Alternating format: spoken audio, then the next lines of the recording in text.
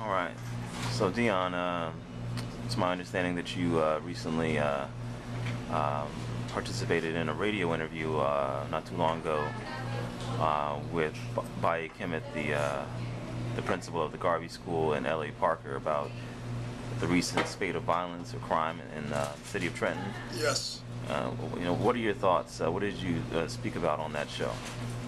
Well, really, it became more of a conversation about education, what the kids need and all that, and I felt that that wasn't the time or the place for it. It should have been more about law and orders and zero tolerance, which we need in the city of Trenton with the rapid crime outbreak and other issues of quality of life that's going on in the city of Trenton that need to be dealt with.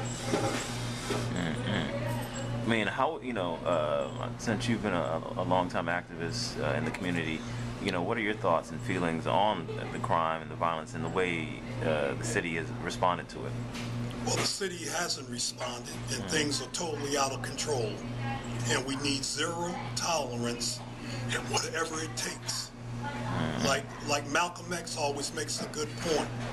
By any means necessary to take back our streets and community.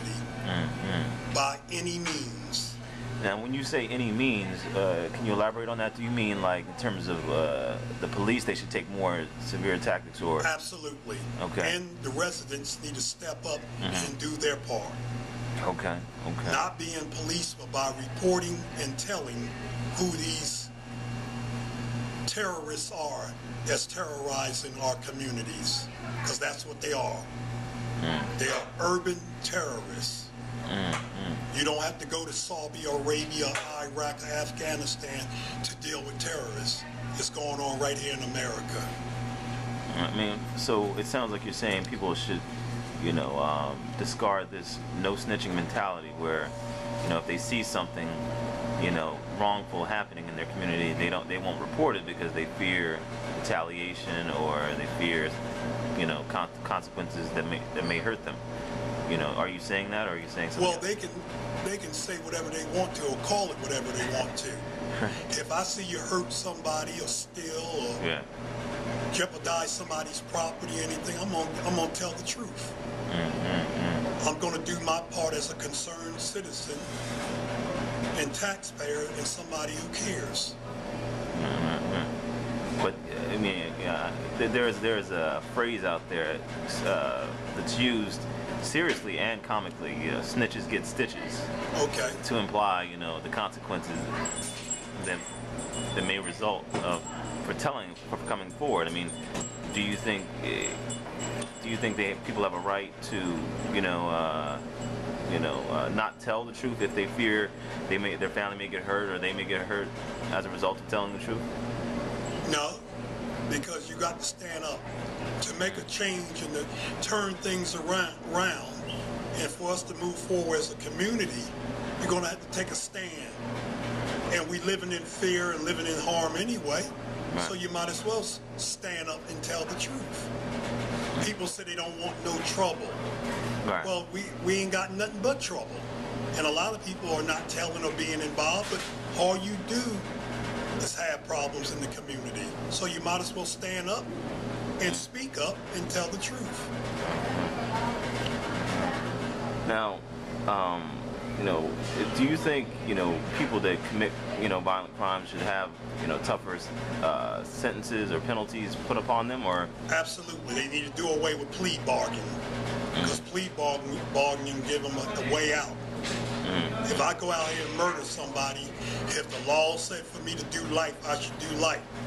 Not to have it plead down, so I get away with 10 or 15 years, and then I do a third of that and get out on good behavior, and then terrorize or go out and hurt somebody else. So I mean, are you saying that we shouldn't try to rehabilitate these individuals? It should be more about punishing them, being tough on crime, or?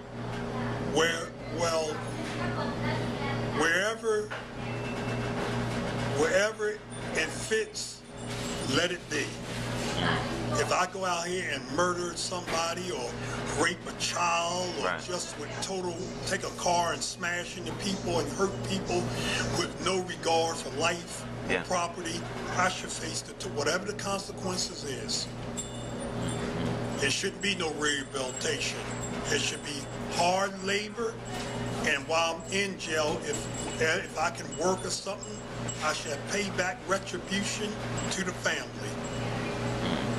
What about this notion that programs can, restoring social programs for kids and other people in the community might help reduce, crime?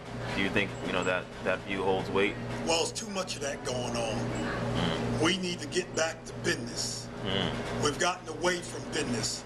We use all this stuff as an excuse or justification to do wrong. If I want to be a criminal and I can find a loophole to justify me being a criminal, I'm going to do it. And it's just like anything else in life. It's good and bad in all of us. If you want to do right, you do right. If you want to do wrong, you'll do wrong. We have choices, free will. You decide, you have a decision. You decide to do wrong or you decide to do good. You decide to get up and go to work, or you decide to stay home and look for somebody to give you something. Do you think the 105 police officers should be their position should be restored? Some of them, not all of them. Okay. Do you think that'll have an effect on the crime rate? Well, if they bring it back? as far as respond time and all that, if it's more police out there, there's more of a presence, people will think twice before breaking the law. I don't believe it'll stop crime, Right. but it might help deter crime.